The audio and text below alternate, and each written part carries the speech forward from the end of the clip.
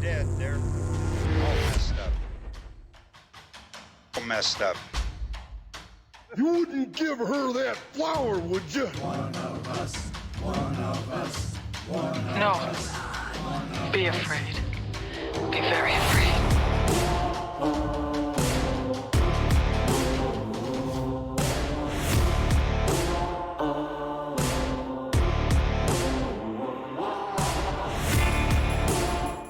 Mama Yeah. Coscarelli. It's not Mama Coscarelli. It's Don Coscarelli. He's not a papa or a mom. Well, he might be a He papa, might be a but I papa. know he's not a He is mama a or a papa. papa.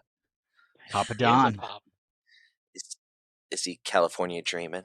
Yes, he is. But you had the same issue I did. I thought I had the memories of Phantasm II, not Phantasm I. Then I watched Phantasm 1 and I was like, what is this movie? Because I was remembering the quad barrel shotgun. I remember the chainsaw stuff. I remembered the ending, and that messed me up as a kid. I can't believe how much flack the ending got, but we'll get into all that stuff. For everybody else, this is Xenomania. We're talking about Phantasm 2, our follow-up to Phantasm 1. Everything as it should be. Coscarelli, like, he didn't know how to write the sequel. I was reading about it, and he felt under pressure to write a sequel because of the success of the first film, and he thought the ending was conclusive, which it is, with the idea of a dream sequence. Mike getting pulled through the mirror by a lurker. It is not an evil Jawa. It is a lurker, as I learned. A lurker, as I learned. That's actually pretty funny. A little alliterative. But a little bit. But he didn't feel knowledgeable about writing sequels, which was interesting. He was like, I don't know how to write a sequel, and he had a breakthrough where he was like, I'm just going to continue where I ended the first film, and I'm going to make it a road movie, and that's how Perfect. he solved that whole issue. It works. And it works. Yeah. Yeah. Yeah. And then Universal was willing to give him $3 million to make it. The biggest budget of the whole series. I didn't know that. Even more than 2016? Yep. Whoa. That's pretty cool.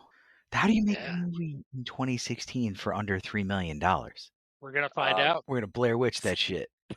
Yeah, A I lot of guess. CGI, green screen, maybe. Wow. At home editing. Wow. But to add on, at that time, 3000 was like the lowest budgeted film for Universal at that time too. Dollars? Which is pretty funny.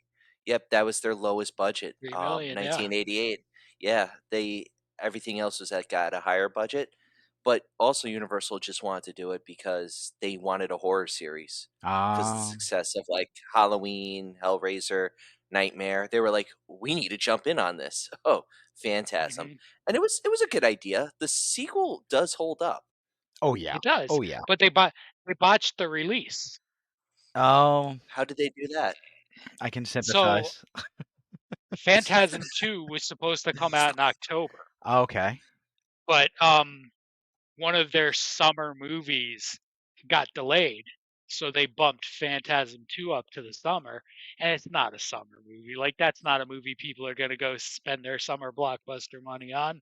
No. No So way. it wound up getting like a 14-day like wide release run, so it never did what it could have. And it was 9 years after the original too, so that's like, that's plenty of time for people to not have any idea what Phantasm 2 is, Yeah. Especially, I mean, you think back to that time, you don't have the streaming service, you don't have internet, you don't even like the video store is not the hugest thing in the world. Like, it's not like you can go and rewatch the first one that easily, that it's going to be fresh in your mind. I don't think everyone was running to rent Phantasm, sadly. Even though the first one, besides us being horror fans, I was talking to Jada about it because we've been discussing the first one all week because she's been in this fight of do I like it, do I not? And she today was like, I really do like it, but it's one of those weird movies, and that's how you kind of look into it. There's so many layers. Yeah. And the simplicity of it. And that's the same thing. Like the second one though is more conventional. Just like the storyline. Like Universal didn't want really those dream sequences. They wanted it to be straightforward. But you can see Coscarelli, and this is how good of a writer he is. He implants it into the film and like how it's directed, how he films it. It's like that questionable of, is it a dream? Is it not? And it's in his own way saying fuck you to Universal, which kudos, because he says it so nonchalantly through his filmmaking and writing. That's a good way to say it. It's Yeah. interesting towards the end of the movie too, when you're trying to figure out whether or not it's a dream, and the characters aren't even sure whether or not it's a dream. So it's like Mhm. we're like in a sort of weird inception mode as the audience, and the characters have no idea what's actually happening. Only Don does. And there really is like a lot of, well, here's your $3 million, but we don't want the the dream stuff involved. We also want you to recast Mike. Yeah, We that don't want Mhm. Michael Baldwin. We want somebody else. And that somebody else almost apparently was a young Brad Pitt. Yes. and he had been in a horror Okay. movie, I learned, as Hmm. well Yep. in his early career, Yeah. pre Thelma and Louise. Cutting class. Cutting Class. But That's a good title too. yeah, it is a pretty good title. Yeah. Cut like my 8-pack. Is the plot basically like The Breakfast Club? All these bad kids, Saturday detention, are getting cut for cutting class. The plot's probably like, all right, we have to figure out how to have Brad shirtless the entire You're film. not too far off. We need a pool scene. And then Does any school have a pool? You spend a lot of the movie thinking Brad Pitt is the killer.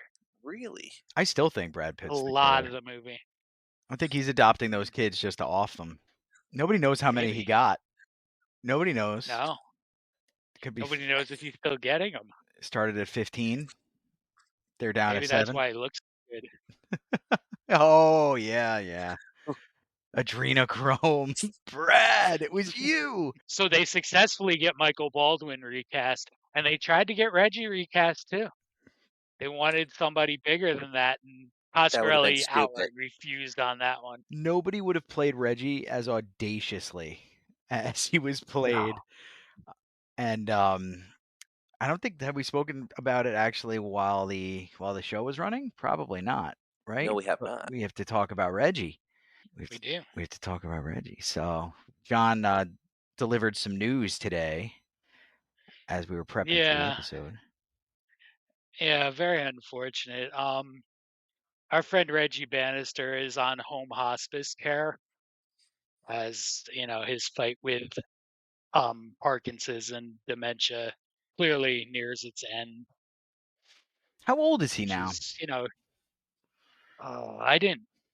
he didn't look, but he's late 70s, I think now. That's still too Yeah, young. mid to That's late still too young for 70s. this nonsense. Absolutely. Yeah. I'm not a fan of going out this way. No. I am glad you mentioned No. home hospice, though. I thought he was actually at a hospice care center, which is Yeah, no, the article Worse. makes it pretty clear it's home, which is, the better way for it to happen. But yeah.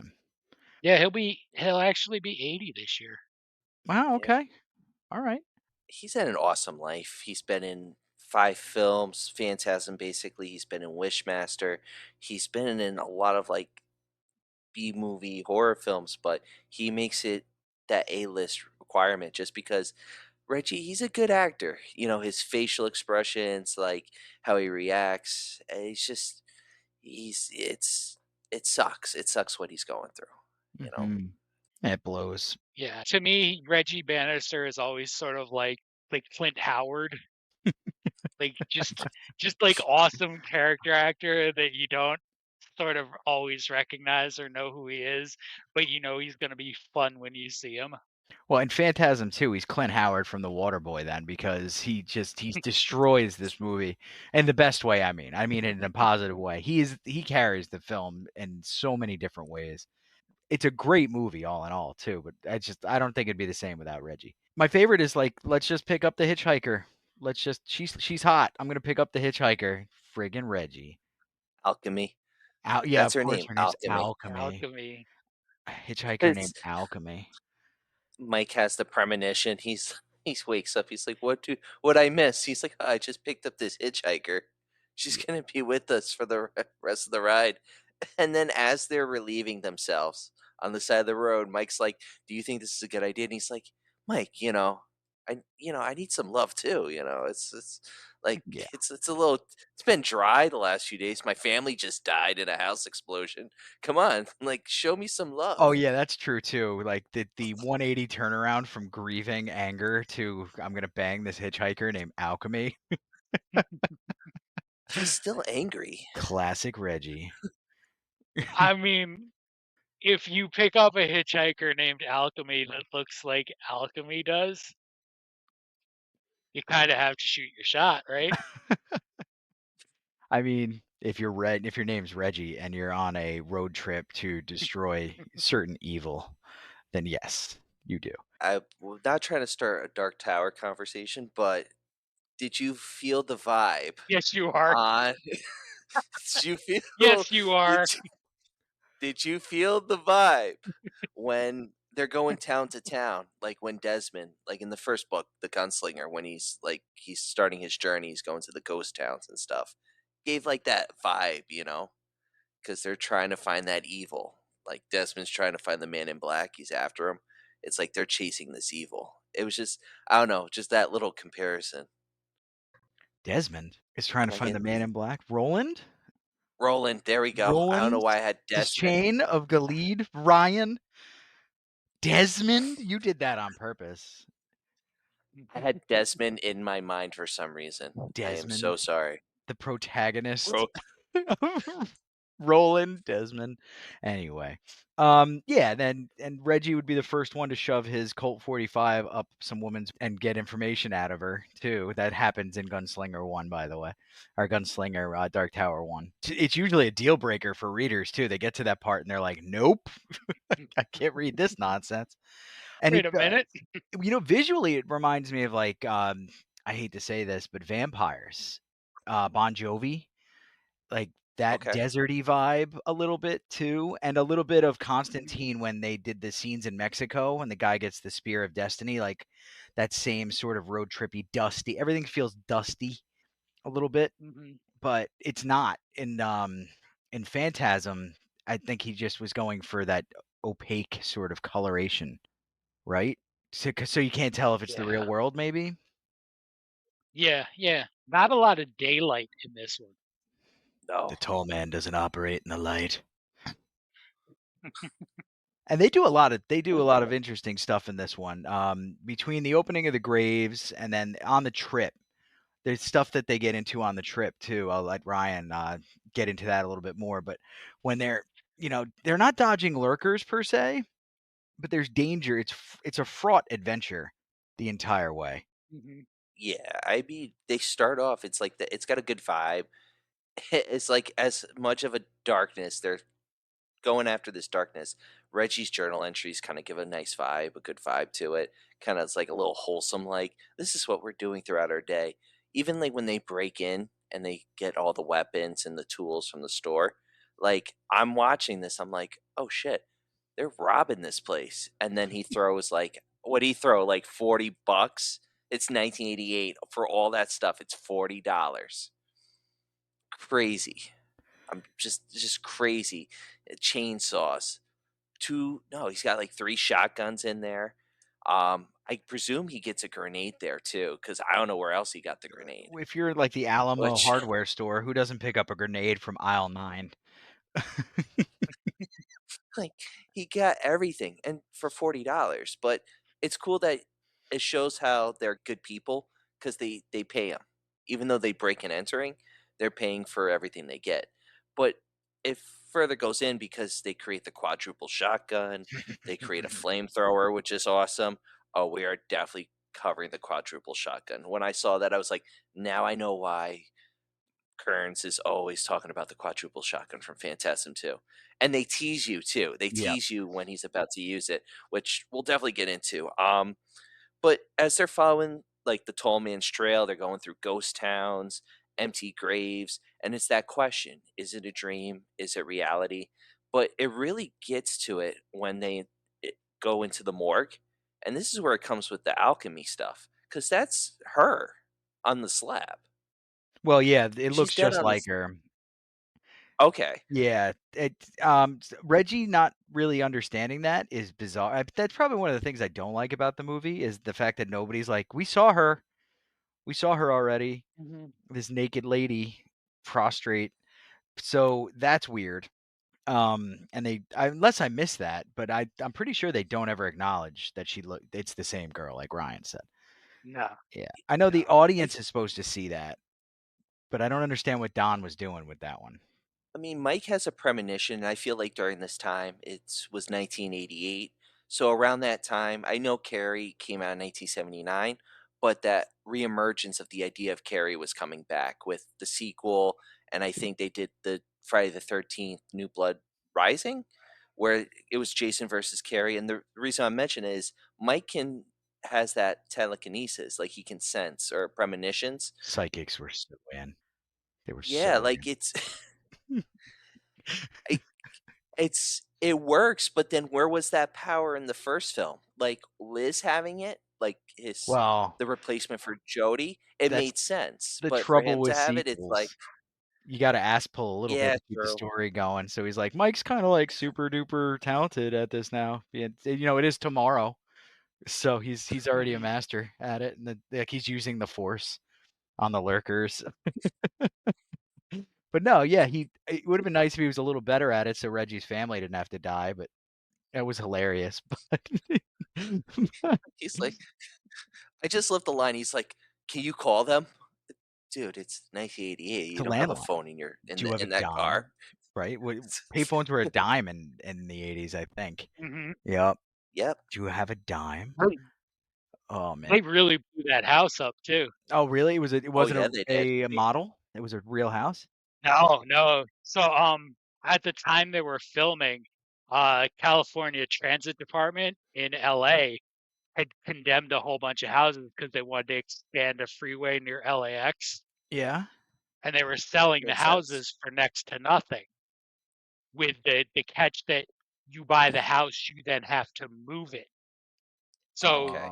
Oh. Coscarelli and company went to Cal Transit and were like, "How about if we blow it up and then just part off the debris?" And they're like, "As long as you're paying."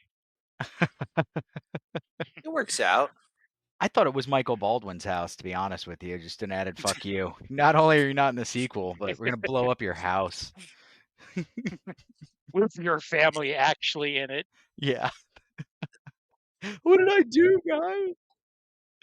That's why he returned for the third film. He had to make money to rebuild his house. Rebuild his childhood Yeah. home. I don't have His that many more family for you to blow up, Don.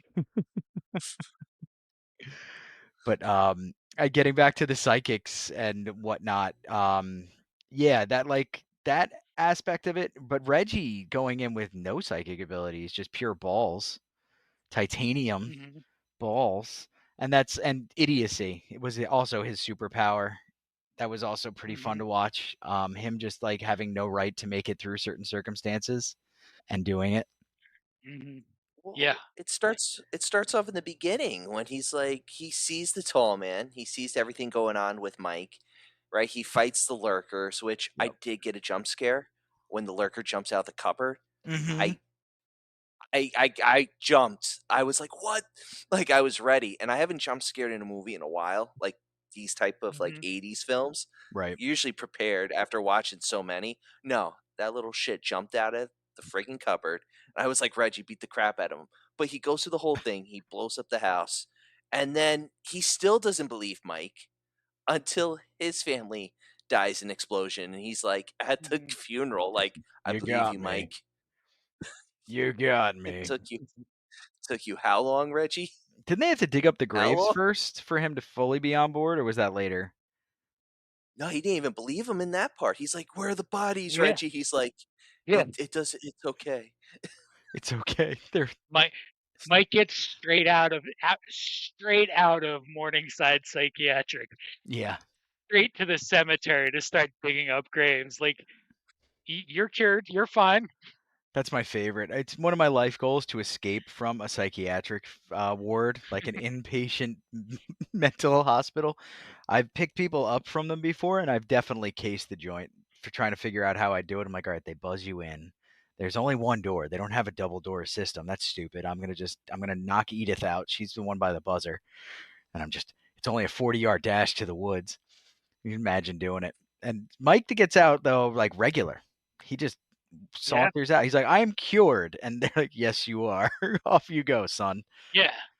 He's having like his little release meeting, but his brain is still, full tall man, but he's, telling the doctor the exact opposite. Yeah, Yeah, yeah, yeah. No, I'm fine now. But everything's great. to sort of call back to another sequel we watched, it's very, very similar to Fright Night 2 Yeah, Very. with, and Charlie and his doctor. I wouldn't be surprised if there was a little bit of like leakage there where he didn't even realize it, but it was in his subconscious and he sort of just did a little copy paste on that overall plot structure. And which isn't a terrible thing to do. It works and it's a totally different movie. It's not like he stole it, but you're right. It is very eerily similar to Fright Night 2 with regard to that. Only his therapist wasn't a vampire. It was a tall guy that Yeah, looked like yeah. the dude from No Country for Old Men on stilts. Hmm. Anton Chigurh. Actually, I don't know. I never thought of that before, but tall man influence on Anton Chigurh for the movie? He just needs just flip a coin, heads or tails. Not even just the way Heads or he tails, looks. Mike. Yeah, boy. Boy. It's just Where is weird the the way money? he looks. Where's the money? Lebowski. They just switch right into it. Is that a marmot? But I'm the dude. We could do this for hours. Just do this and switch movie to movie to movie to movie to movie. We'd end up with like Homeward Bound 3. Oh, we're stupid. All right, back to Phantasm 2. Phantasm. Don't you know? Yeah. Oh God. I was gonna say let's give the audience because we always skip the quick summary. We always do it like 20 minutes in anyway. But True. Phantasm 2 begins. Mike's in the mental hospital because of the events of Phantasm 1. He's not seeing visions of the tall man. What's her face is? Liz. Yeah, Elizabeth. Liz. Yeah. Elizabeth is Elizabeth. being harassed by tall, lanky guy, the original Slender Man, and Hmm. and then Mike gets out by faking wellness, which really, in reality, he is well. If it's not a dream, right? And he's fighting evil, Hmm. he is technically well. And then he hooks up with Reggie, fails to predict in time the exploding of Reggie's family, or the original Mike Baldwin's house, and then our Mike character Mike's house, and then they go on a road trip to go take out the Slender Man, and they pick up a very suspicious hooker or hitchhiker rather on the way and fight the denizens of evil. There's some stuff I'm leaving out. They do stop at a hardware store to gear up for like a final confrontation. There's some cool stuff that happens after that, and we'll probably pick up Hmm. there. But pretty much what we've already detailed sort of right up to the point where I just left off. Yep, yep. And you get Elizabeth and her grandmother's funeral, which is probably the worst attended funeral in the history of movies. Yeah. There's 3 people at her grandfather's funeral. $3 million And budget, one man. leaves early. $3 million budget. We're not even letting the craft people in here. They're gonna want SAG cards. They're gonna want to get paid. Mhm. Screw that. Mhm. Nobody liked her And then grandma. the really bad look of the Reverend stabbing the corpse while the widow is watching. Like, And she sir, faints. you have to be a little more subtle about that, I think. Yeah. He was taking shots from his flask before that, all right? The character was quote unquote drunk already. What good reverend isn't? Nothing was stopping him. I hear the wind at my door. No, it's because you had a few drinks, Father Myers. Spirit. That kind of thing. And then they hook up with Yeah, Liz. I mean, it's good to know that Grandpa's not like always dead, because he shows up in Grandma's bed that night. he had to make sure she was okay. Come on Yeah, now. He didn't yeah. it wasn't like it was it was humble. He had a smile on his Mhm. face, sewn, but smiling, Dagger's still there. Was the dagger still Mhm. in him? I'm sure. I have no recollection of this scene at all. Like looks at her and she's just like screaming. And Liz doesn't even wake up, right? What do they Jesus. just panned or swap scenes to like Reggie playing the electric guitar on the top of his car or something like that? Just like, I'm just gonna pan over here. Tell them about the let's go with the spheres. Phantasm is nothing without the spheres. So we see a different kind of sphere in Phantasm 2, do we not? Well, you We get see 3 multiple in it. silvers. Multiple. We have 3 silvers, and isn't there another? Isn't there? Gold. There's a gold sphere. Yeah. The spheriest of spheres. So what made the gold Yeah. sphere better than the other spheres, gentlemen? Do we remember? I think it was just used to open up like a gate, to be honest with you. I think it was like a portal sphere. Mhm. Yeah, yeah. had- It was a key. It was a key. It was a key. Yeah. Little Hellraiser It also had action going on there. radar. It had radar. Mhm. It was like lasers. It had a buzzsaw. Yeah. It can go through doors. Like I, The gold one? for some reason that the They gold don't- No, one, the, yeah, the, The regular silver ones I think you're thinking of were blasting and doing all yeah, that was the silver ones that we're doing. Are going through The the gold- doors. well, the gold one definitely killing- buzzsawed that mortician. Like did like a Hey, pinhead Patrick thing. And he was, Bateman. Patrick Bateman. That dude looks like Patrick Bateman. I could see that. both of them do. It's like pre psychotic breakdown and after psychotic breakdown, just based on how their hair is. It's pretty much like Monday through Friday for me. Right there. You just pretty much described it. So if we seen you in a raincoat, worry. I Okay. mean, yeah, generally. I've always wanted one of those long trench coat raincoats. But who can pull that off? If you're not like John Cusack, unironically wearing one of those things, you pretty much just can't do it. And every douchebag who's down in the financial district that's wearing one shouldn't be wearing one either. I don't care what galoshes you're wearing and your suits.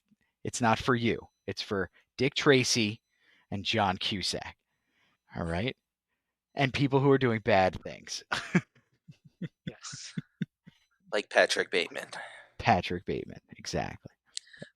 Kudos on the Dick Tracy reference. Now I have Warren Beatty and Al Pacino as Big Boy Caprice in my head right now. Can I just comment, going back to the Michael and Reggie kissing scene after they pick up alchemy? Yeah. And it's clear the only reason Reggie picked her up is he wants to bang her. And he's like, he goes through this whole thing with Michael about everything. He's like, it gets hard on the road. And I just, well, yep. A little double entendre action for old Reg. Don must have loved writing his parts. Has to. Yeah, must have. And then so getting into like the aspect of his writing and stuff like that too. We have sort of the layers of this story and things. I got to try to figure out why did he name her Alchemy? Alchemy, and then there's the gold sphere. Alchemy was the word alchemy, I think, was when people were trying to legitimately turn lead into gold. So the gold sphere, is there a symbol there I missed? And I really didn't put a lot of brain power on it because it's Phantasm II. It's just a good hang, and I didn't want to make it something it's not. But there is something there. It's a good connection. Yeah. There has to be based on that name. I looked a little bit too, and I couldn't quite come up with it, but it's there. Something he had It an has idea. to be there. Nobody else may ever get that idea, but he had an idea. He's like, no, in 2025, there's going to be 3 guys, and they're going to talk about it. They're going to figure out. They're finally going to figure it out. It does go full circle with the ending, and when we get to the ending, well, I can tie it in because it does make sense now. Really? Because it does. If you really want to go into it, like the lady in lavender, right, from the first film, Mm-hmm. it's the tall man. If we want to jump into it, alchemy is the tall man. Alchemy turns into the tall man at the end, and that's why I feel like it's not why Reggie's getting mauled to death is why he's screaming. He's screaming because he fucked the tall man. The The realization kicked in. tall man's body count is pretty high in this series. Both deaths and insects. Yeah, exactly. Yeah. Ugh, gross. So the ending of the movie, Well, before we get into the ending, because Ryan just alluded to how it ends, but before we get there, we have this final showdown. We got to talk about how badass Reggie's character is. As an homage to the actor as well, but in the movie, we have a couple of scenes that occur where there's a fight, and one of the things I remember was, does he have bullets? Like, Yes. yeah, he's a bullet belt, but he's got it draped over his The shoulder. bandolero Yeah, the bandolero. Mhm. with the bullets and drill bits. And drill bits. Yes. Yeah. Yeah, And then which I thought was a great touch. he's in this like weird, it looks like somebody's old smoking room or something. And he's got his chainsaw and everything, and the 4-barrel shotgun. I don't know why he's not using it in the scene, but I remember the other dude comes in with the bigger chainsaw. And that's The where it gets Graver. fun. Yeah, the Graver comes in with the bigger chainsaw. And so Reggie's like, huh? He pulls his out, and then the other guy's Patrick bigger. Bateman, mortician. He goes, and they start it up, and he starts like kind of dismantling a little bit, and he does take off that bandolero with the larger chainsaw while Reggie's like hiding. And I remember that from when I was a little kid. The scene is awesome. I'm going to cause some controversy and Oh, say I'm a fan of the sequel, Texas Chainsaw Massacre 2. The Dennis Hopper Leatherface chainsaw fight was on my top number one. This takes it. And it's just because of Reggie Bannister. I'm not like buttering it up, but I like Reggie the actor so much. His reactions, how he flows with the scene, it's realistic. I mean, seeing Dennis Hopper in a cowboy suit fighting Leatherface on top of a mountain is cool, but the this takes the cake, and you get it because it's like he's like fighting. You see the clanging of it. He's like drilling the graver on the side with the drill. It just shows how awesome Reggie is. I could dig it. Yeah, yeah. Reggie is just badass the whole time in this one. Like, except when he's having sex with alchemy. Like he looks like he's the most uncomfortable man in the world Oh, he knew. while they're He having knew. sex. Cause yeah, the whole time, the whole time he knew it was the He let tall it slip. man. Boy, what you say? No, Nothing. Nothing. poor Red. He gave him all 4 barrels of that shotgun. At the end of that scene with the chainsaw, he does use the shotgun. He blows the Yeah, lurkers that's away how. because they all come running out, and Mhm. it's an awesome scene because you're waiting for it. Because they tease it when he points it against the tall man, Mm-hmm. and the tall man gets him off the road and flips. What was that? A Charger? SS Charger that they're I think driving? that was a Cuda still. I think that was still. They destroy that car. I was very upset, especially when they Mhm. like even the scene when they're getting Reggie out of the car because he's stuck. Like Coscarelli really put a thrill at the end of it because even though you're like, okay, they're gonna survive, because 3, 4, 5, but you're still at the edge of your seat. It's like, what the hell's gonna happen? You know, because anything can happen in these movies. Mm-hmm. However, when they hide, do you guys feel like when they hide, it's horrible? Like, like in the beginning, Reggie hides behind a wall. The tall Yeah, man literally walks like in front of him, and then later with Liz, she's like hiding behind the box where the graver could easily see her, and then back again. It's like, it's comical how little effort Mhm. they put into it. There's some suspension of disbelief stuff that they do with the movie where you can tell there's so much effort put into certain areas, and then some areas it's just like, we're gonna have him hide behind that tree. He's gonna stand like this sideways so you can't see him, and nobody's gonna find him for like the whole rest of the time they're there. Okay, Don, that's what we're gonna do. it was just so noticeable. But also, mention it. Did you guys catch the references to Alex Murphy and Sam Raimi? No. The Sam Raimi one I caught. Yeah. Where they have his bones in a little bag. They get him out of I Mhm. guess, the fire, and they put Yep. him in a bag and it says Sam Raimi. The Mm. Alex Murphys Yep. earlier, that's with Liz, and she runs by and she's on top of a gravestone. It says Alex Murphy, beloved husband and father. And all I kept thinking is the Mhm. scene where he gets blown apart. He's no. Then I So, thought Robo wants an Oreo. That's so the Sam Raimi one is. Coscarelli wrote in there because he and Sam Raimi met right before he started making Phantasm 2. And it was like, the Mutual Admiration Society, like both like loving each other's work. And Sam Raimi wanted to be in Phantasm 2. But the way the script was done, there was just, what were you going to make him? So that was Coscarelli's way of putting Sam Raimi in the movie. Gotcha. All right. Could have made him a lurker. He could have been like the lead lurker. And then he pulls the hood off at the end. And it's Bruce Campbell. Been Right. perfect. Would have been perfect. Groovy, baby. See, they were so you could make the argument that there was no crossover and stuff in the original Phantasm, but the Reggieing up of Reggie definitely feels like it has a little bit of Ash in it, don't you think? Oh yeah. Yeah, just a wee Yeah. little bit, and that's fine by me because Reggie's Reggie, and he's the most balding, mulleted, ponytailed dude, hero guy that's ever done it, and nobody else is ever going to do it after quite as well. As Alchemy says, she loves his bald head. That's the way to do it, man. That's the way to do it. So we get through to the end of the film after their big showdowns, running away from spheres and whatnot, which I still think are the best part of the movie. The spheres. Into Father Myers, that I was excited when that happened. It happens, I feel like it was like 30 minutes for 30, 35 minutes. But when Father Myers gets it right in the head, I was like, okay, here we go. Because that's what you're waiting for. Which, on a side note, with those houses exploding, Father Myers is a former bomb expert, according to Lethal Weapon 2 and 3. So I was very upset that he wasn't able to stop that. The spheres part, even when it gets the mortician, I think Mortician 1 in the hand, Yeah. and it's like drilling, and he's got it like they don't show him hack it off, but you see the motion. There's some cool special effects in it, and that's thanks to Greg Nicotero and Robert Kurtzman. Okay.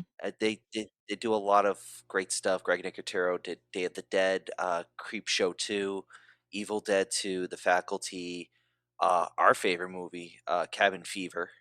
And he directed and wrote episodes of Walking Dead, Creepshow TV. And Robert Kurtzman, he's kind of been with Greg his entire career, but stuff he's done on his own includes Night of the Creeps, Evil Dead 2, Tremors, From Dusk Till Dawn, Scream, and Tusk. Which, yeah, Tusk. he did a lot of. Tusk was Tusk is a rough one. I think we got to put that on the schedule. Yeah. I sure would like to watch Tusk again. But just Justin Long. It was your cat's whiskers, bro. I'm sitting there looking at John's camera, trying to figure out if there's some sort of evil entity lurking behind him, and I can't figure out what it is. It's this wispy sort of thing. I was like, is that a cobweb? It's his cat's whiskers over the camera the whole time. So the last 3 minutes, I've been really worried about you, John. No. I was trying to get through Ryan talking before I stood up to get him. Yeah, he's a good boy. Well, And, that's an and now awesome he's shirt, just by the done way. that. Yeah, he's happy. Ours don't bother He's me gonna when I'm take my doing arm this. off. They're probably trying to bug Kim, or maybe they're upstairs harassing the boys, actually. They like to do that. John's shirt is awesome. He's representing Maniac tonight. If anyone Woo! has never Yep. seen Maniac, please watch the original. And I would shout out the remake. The remake's decent with Elijah Wood. I don't know how you feel about it, but like I don't think it was that bad. I actually like the remake. It's different. Like it's a whole different, but the difference works because they moved the movie from New York to LA and they True. make it more of an LA type of movie, Yeah. which, works for what they did. I mean, it's not Maniac, like doesn't have that same feel, but it's a good movie. The original's got that gritty feel and just the Mhm. just the gore and stuff. That's a Mhm. movie we need to cover, especially in the remake. There's you talk about Pet Cemetery Hostel. There's a killy scene in that one. That's rough. No, thank you. It's quite Elijah a Wood. view. No. Elijah Woods plays unsettling surprisingly well. He did it in Sin City as well, and you didn't think he had it in him, old Frodo Baggins, but he did. His role as Kevin, Yeah, the like insane Bible study guy, it just he did an awesome job, and Mhm. just I'm a big fan Yeah, of I the mean, book. he's So kind of has a creepy face. Like he's kind of got a face that if he just sort of emotes a little bit differently, he could be pretty creepy. fair. He's got the eyes and like the sort of this. I have a friend who looks just like him too. I'm gonna text him right after this. Be like, guess what? You're a creep. It's gonna be great. But Elijah Woods, the good son, the one that lived. Thanks for that. We didn't want Macaulay. Actually, Macaulay's career died. Elijah Woods lived on. Interesting. Hmm. The end of the good son. But Listen, ironically, Macaulay Culkin is showing up at independent wrestling events now. He's doing fine. that's awesome. Is really, he participating or is he showing up and just chilling? No, he one of the ones I saw, he was a participant. Oh my please Not tell like me a he threw a full micro. participant, but like I have to find it. I think it he's was old. around He shouldn't be Christmas doing it. time, and I think it was like a Santa versus the Grinch Culkin? or something kind of match, and Macaulay gets involved in it. I have to find that. He crawls out Throwing of Santa's Legos on the bag. ground. Yeah, exactly. Like just from the rafters, a paint can swings down. Oh, classic. See, that's when Man. you got to get really creative and have like two wrestlers dress up like Harry and Marv against Santa, and then Macaulay Yeah. Culkin, like that would work. Going through a Tags in. flaming table. Oh, Yeah, Marv! that'd be sick. But Thumbtacks. to pull us back to Phantasm II, everybody. So the film ends with them fleeing after having won the day. What do they do again at the very end before they drive off? They've Well, they done get something pulled where they think through they the won. portal. Yeah, they They get get pulled pulled through the back to the portal portal. almost, which is cool. They And they almost they get meet the tall man's brainworm, right. The Yeah, brain that worm. was interesting. and Weird. then Reggie pumps the tall man full of embalming fluid laced with hydrochloric acid. And he dies presumably, and then what As much as the tall man ever dies. right, and then they flee. They get in the car and they're in the hearse, I believe, and they Yep. flee with Yep. Alchemy driving. She's Andre the Giant at the end of Princess Bride. He's like, I have 4 horses. Get in the car. Bring the lady. Hello, lady. So they get in and they drive off in the hearse. And then Alchemy's like, guess what? I'm bad. And she crashes the car Mhm. and a bunch of lurkers and the tall man smashes the window, the rear of the hearse, and they get yoinked out. It's Yep. Yep. very unsettling ending of the movie for a child. When the first time I saw it was in the 80s. It's like, oh, probably the early 90s actually. And yeah, that's how it ends. And we're left wondering what the hell happened. That was Don saying again, "Fuck you, Universal. I am gonna make an ambiguous ending. Yeah, we're Mhm. gonna make it Yep. conventional for the whole thing." And then, is it a dream? Because even the character, he writes it for Mike at the end. He's like, "It's just a dream. It's just a dream." And the tall man comes out and he's like, Mhm. "Oh, I don't think so." But I mean, isn't that what an evil entity in your dream would tell you? True. Mine just tells me it's going to be okay. Always lying. Always lying. And then I wake up and the covers are off again. It's the most insidious thing you can do. Nah, I got a good one. I'll throw you guys a curveball. What do you think if they ever did it? A Phantasm crossover with Nightmare on Elm Street. Freddy I versus mean, Tall Man. the parallels are there. Totally there. I Mhm. don't think Nightmare on Elm Street got so campy and different than what Phantasm is. Not campy, but so different than what Phantasm is, and that And I guess Nightmare on Elm Street 4, there's the scenes where you don't know if you're in the dream or not. They like play around with that idea when he's running Yeah. around and does the repeater. But other than that, I think Phantasm is just a much deeper story, or at least it's trying to be, than most of the Nightmare on Elm Street movies, or at least what they became. So I don't know if I think it would work. Not nearly as well as, Freddy versus Jason did and things like that. That's my take on that.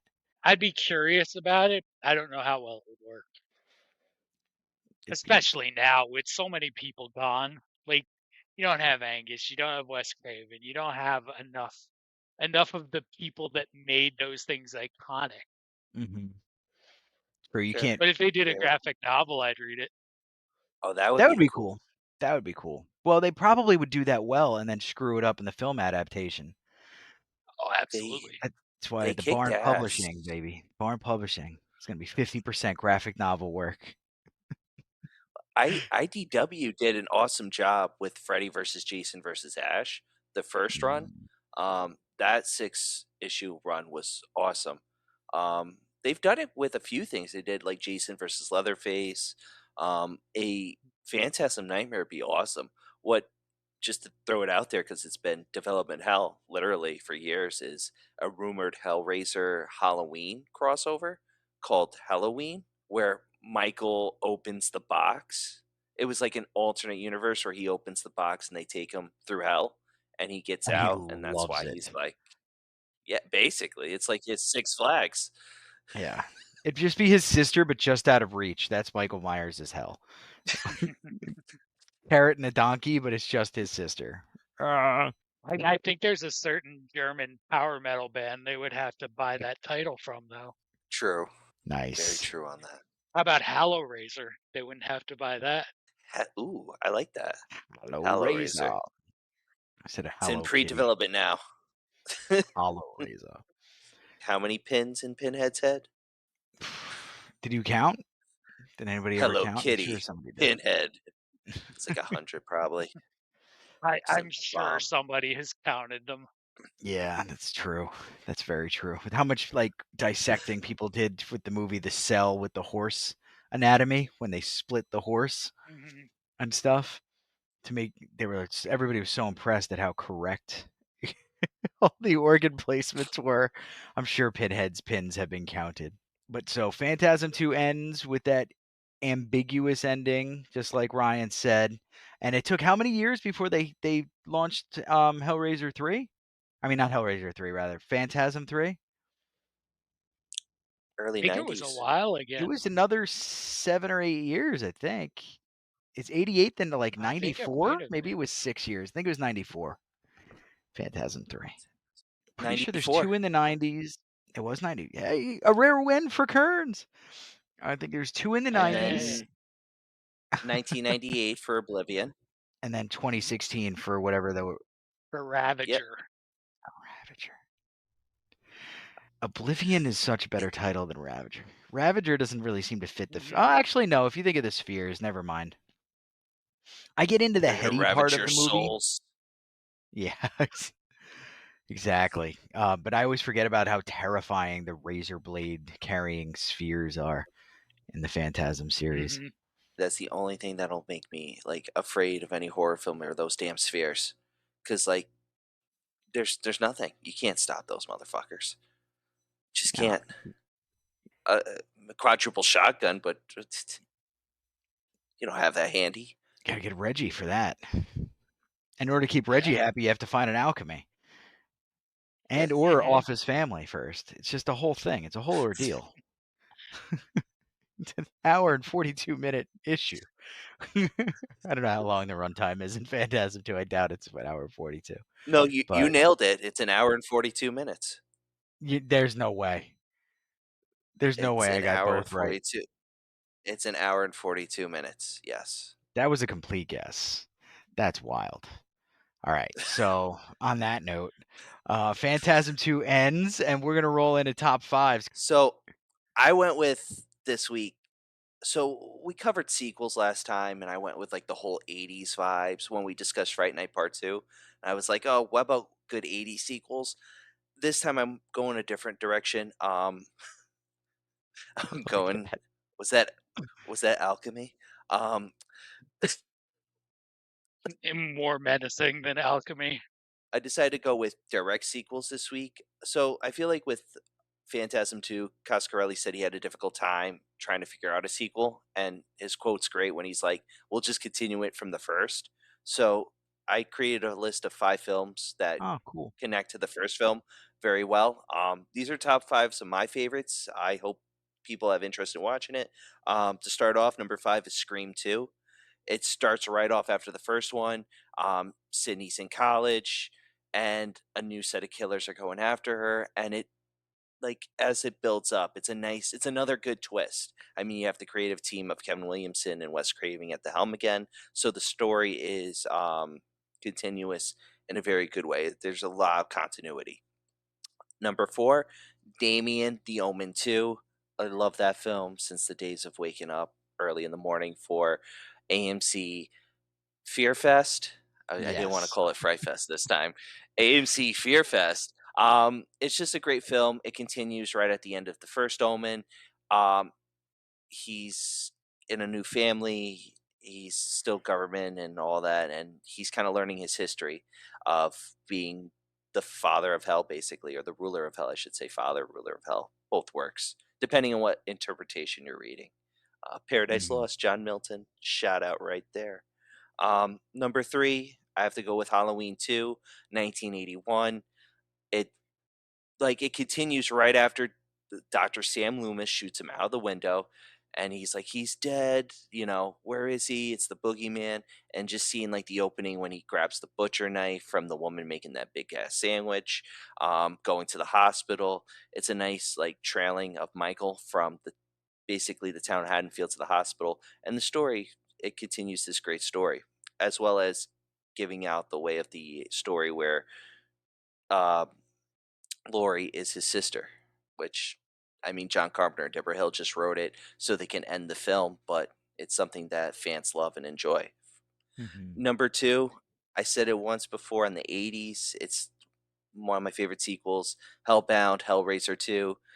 Continues right after the first one, of course. We're in the mental asylum. Uh, just, I like it better than the first one.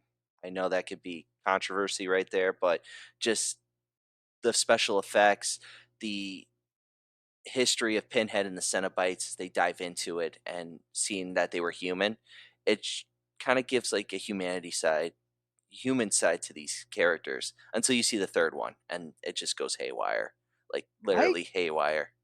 We have to figure out, Ryan, what predates which, the Cenobites, Pinhead, and or the God Hand and Berserk. I think the God Hand might have them beat, but I can't tell. There's definitely crossover there with the God Hand and Hellraiser. I just don't I know want to which say the one. God Hand. I want to say I the think that God Hand's inspired before. Hellraiser. It's Oh, there's definitely. there's one of the, well, the God Hand comes later. Like Berserk started way before Hellraiser, but I don't know if the God Hand was revealed. The Succubus one was, but we have to. I'm gonna look into that because there's one character there's a God Hand character. I forget his name. He's like a weird, weird looking dude, the chubbier one, who's definitely, Butterball. yeah, Oh yeah. in Oh Hellraiser. yeah. Yeah. When I read that, when I was reading that, and I was like, why is Butterball from the Cenobites in this? I'm like, oh, this is a different character. But you get that idea of it. And the thing is Butterball was created for the movie. Clive Barker created him for the movie. In the novel, you have Pinhead, you have Chatterer, you have someone that's like Butterball, but it's not Butterball less to say. So this is going to be this is going to be an interesting research on this one, because I Hmm. do think that Clive Barker borrowed from Berserk, which Yeah. comes and goes. We borrow a lot. Um, There's no problem with Everyone's that. borrowing from everything. Everybody borrows from Berserk too. Dark Souls. Oh yeah. Oh God, Gets yes. Castlevania took scenes almost directly from Berserk as well, and I love Castlevania, and I thought they did it really well too. So I had no problem with any of it. Berserk doing that is almost like paying homage to the great. It's Fair. one of the best sort of Shakespearean tragedy stories that's ever been done outside of Shakespeare. So We shouldn't start me talking on Berserk, because what's worse than me talking about the Dark Tower? Berserk. Yeah. So I'm going to move on. But we got number 2, Well, Hellraiser 2. Hot take, better than so Hellraiser 1, you son of a bitch. So, well, let's get some people in the number one. comments talking about that, huh? Well, people are gonna find this questionable for number one because I feel like this is a better film than the first film, and that's The Bride of Frankenstein. The Bride of Frankenstein is I love Frankenstein. He's alive, but The Bride of Frankenstein, the story, the writing, the acting, hearing Boris Karloff speak as the monster.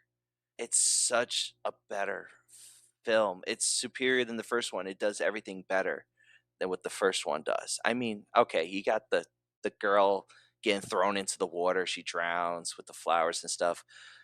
But the second one, he's trying to find the mate. I think it's been a long time since I've seen the second one. That's the one he finds the blind hermit, right? And he's eating the soup with them. Mate, he's a person, Ryan. He's many people, actually. He's Not like an five animal. people in one, Did you not read the right? book? Jeez. It's His like, brain is this abnormal, guy. Abby This normal, Abby normal. Abby normal. Abby normal. Yeah, I was gonna say before, about a minute ago, that I challenge you with Young Frankenstein is better than Bride of Frankenstein. But no, you make some good points, and that's an amazing movie. You know, Mary Shelley's Frankenstein with De Niro, the monster.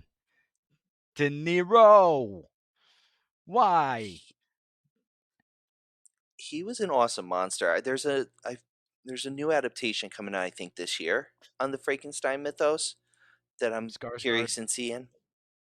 No, with a Yeah, mustache. Skarsgård Skarsgård. Oh, speak and a about penis. Skarsgård. We're gonna cast William Speaking of which, Dafoe's penis as the Frankenstein monster. do we want to quickly close the episode 1 loop before we go into my other top 5 with Nosferatu? Have 2 of the 3 of us seen it now? Yeah, We both. I. No, yeah, you guys are good. No spoilers. I mean, you know the story. There's not much to spoil. Hold on So one sec. having finally seen Nosferatu, Ryan, All right, wait. Oh, I saw it. Have you seen Nosferatu yet? No,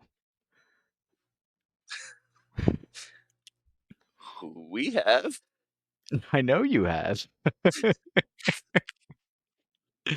In the theaters, or did you rent Of it? course, in the theaters. Or did you rent it? Surely you paid Right. for it. We don't pirate films. Oh, no, of course we paid for it. Come on now. No. Yeah. And I will say that actually, for the most part, disclaimer: as a younger man, I may have done some things, and seeing my own work up on ludicrous websites with servers all over East Asia. I can say that I'm getting my comeuppance about it, but I do my best to make sure that people get paid for their work these days. And Nosferatu, the second it's streaming, I don't think it's on Amazon Prime yet. Usually that's the first place it hits. Is it on Prime? It was on It's Prime. streaming somewhere. It's streaming Yeah. somewhere, maybe Apple TV or Prime or Yeah. something. It's on my list. I watched The Gorge. I literally Okay. re-upped my Apple sub because I was trapped in New Hampshire, so I watched The Gorge. That was an action flick. It was fun. I loved it. I enjoyed it very much. Everybody loves watching Weaver Country come back too, entering Weaver Country. Sigourney's in it. And yeah, it's a good movie. But as far as Nosferatu, no Sferatu watch me watch Nosferatu.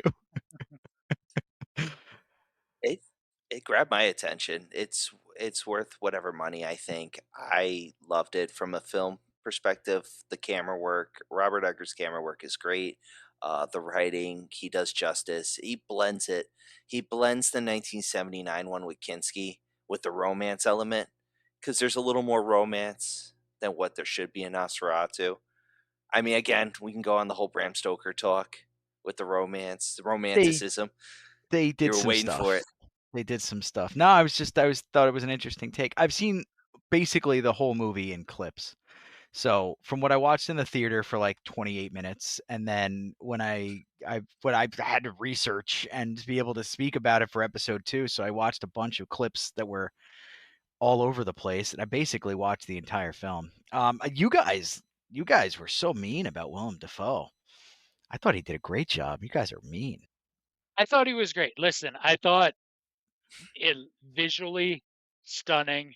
I think the story's really good. I think they cast it really well. There are definitely some moments though where Willem Dafoe is talking in his accent, and it really makes me feel like he sounds like Mel Brooks. But I could see that. All right, now that you put that in my head, that's not great. So now when I give it its I, first faithful watch, 1999 rental watch, it's gonna be brutal.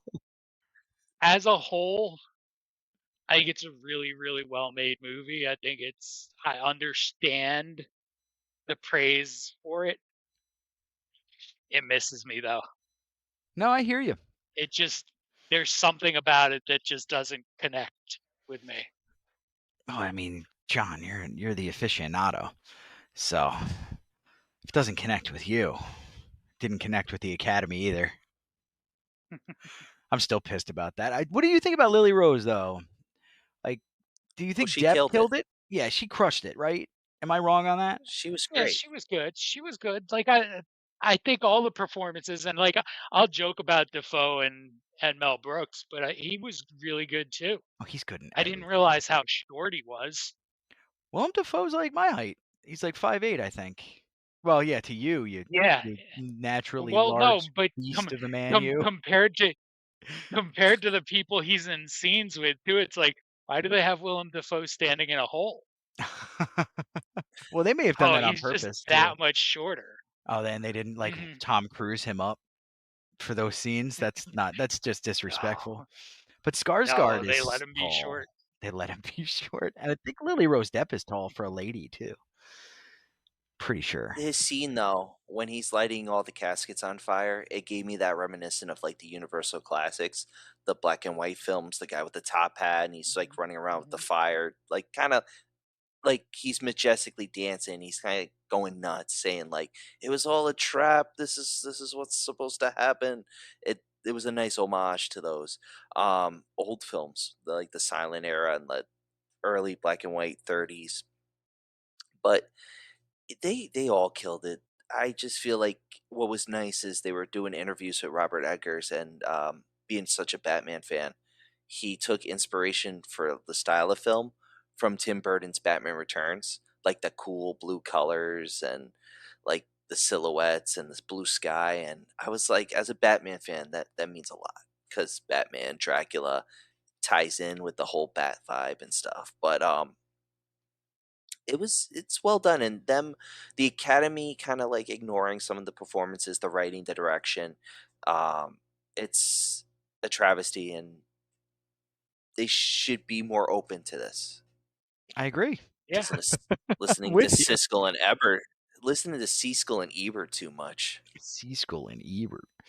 All right, John, my It's a brain's bleeding. travesty. What's your top 5, brother? All right. My five are five other horror movies with chainsaws that are not Texas Chainsaw or Evil Dead. Okay. Okay. Because otherwise that's the whole list. It's gonna be Texas Yeah. Chainsaw 1, 2, Evil Dead 2, or like no, you can't. So at number 5, it's right there in the title.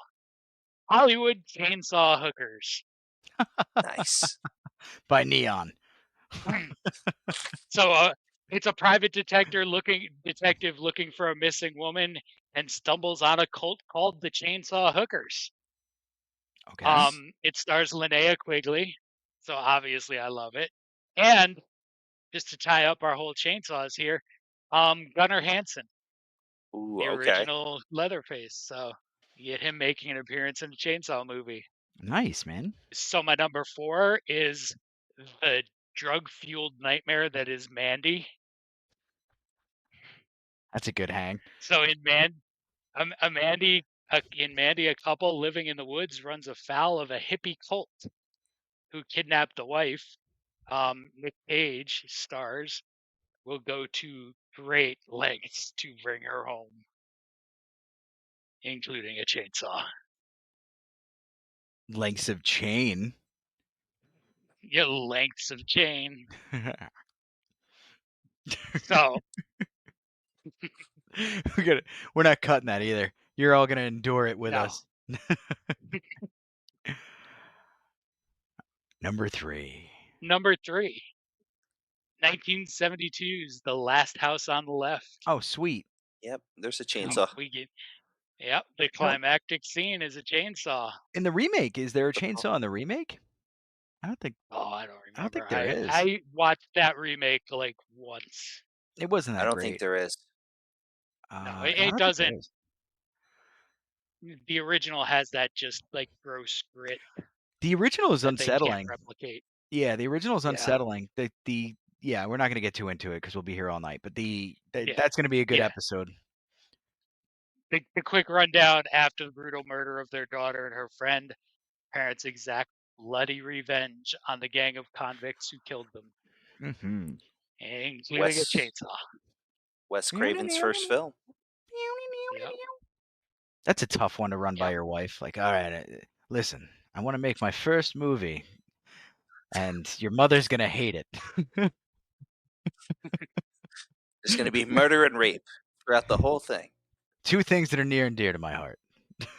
Is that a pregnancy test I see on the table? Wait till we get to Nightmare on Elm Street, guys. You're Yeah. going to love that one. The kids will love it. Wes Craven. Sometimes I wonder how people skirt around this, because we for the listeners out there, we're 3 guys who have to at least pretend to be normal in our daily lives out in public to earn money. Well, yeah, John doesn't do such a good job, but Ryan and I really do try hard. and I'm sure when people who work with us listen to this, and there have been a few, and people in my family and everybody else's friends and whatnot, there are times where I say things where I'm like, I don't know if I want to let that cat out of the bag. And you get Wes Craven, who's just like, I'm going to let it fly, baby. Yep, right from the start. Right from the start. So my number 2 is also a major director's first film. It is Bad Taste, which is Peter Jackson's first movie. No, you're full of them tonight, man. That's wild. Also filmed in New Oh, Zealand. man. Yep. Starring Peter Jackson Of course. as chainsaw-wielding Derek, who has to save what remains of his small town that has been vanished and kidnapped He's just by a small town group of boy. aliens. Yep. Born and The group raised of in aliens is kidnapping the people so that they can sell them at their intergalactic fast food restaurant. See, that's cool. To serve man. It's a cookbook. It's a cookbook. There's no original ideas anymore. Soylent Green, Peter Jackson, we've got you. That's cool though, man. I had no idea that he made a movie where he was the main character, chainsaw-wielding Derek. Yeah. Yep. Yep. It's a mess, but How is that not number 1? What do you have in store for us that's not number 1? Because my number 1 is probably one of my 5 favorite horror comedies. Okay. And number 1 is Motel Hell. I've never heard of Motel Hell. Oh my goodness. Summer outdoor movie. I'm bumping that up on the schedule. Yep. I'm bumping that up on our schedule. I want to do summer outdoor movies with Motel Hell. Motel Hell is awesome with that. The vibe and everything. It's awesome. Yep. So Motel Hell, I'll give you a quote directly from the movie. It takes all kind of critters to make Farmer Vincent's fritters. Ooh. Mm-hmm. Basically, Farmer Vincent and his sister are harvesting humans and turning them into jerky and sausage and stuff that they sell. Okay. Starring Rory Calhoun, who was a huge in westerns for a while, and with not a starring role, but a role for Jason Alexander. He's got to get used to playing number 2. Or he was doing a couple horror films. He's about 4 or 5. Yep, he was in The Burning too. Yep. Yes, he was. Full head of hair. When we talk about Burning, we're probably also going to have to go into whether you can or cannot see his nuts in the movie. Oh, was he in the pool? Was it cold? He was sitting on the edge of a dock in those like early 80s super Yep. short shorts. Oh no. And it's JC entirely possible that George's Nuggets make an appearance. And the editor's Just like, I'm before the leaving it pull in. back. I had to see it. Now you guys get to see it. I don't care. I was gonna Great. say you forgot to mention Coach Ballbreaker's in it. She's the sister. If anyone's seen Porky's, Yeah. Wow. That's a quality reference There's too. so much good in Motel Hell. We're gonna dive into Motel Hell soon, everybody. I promise. But that's been. Yeah, I'm definitely bumping that up. We got to do it. He's got command of the schedule. There's nothing we can do. he's in control. Indeed. That's a scary thought for you guys. It's like Hal from Space Odyssey. What are you doing, John? Nothing. Putting Motel Hell earlier. All right, that's fine.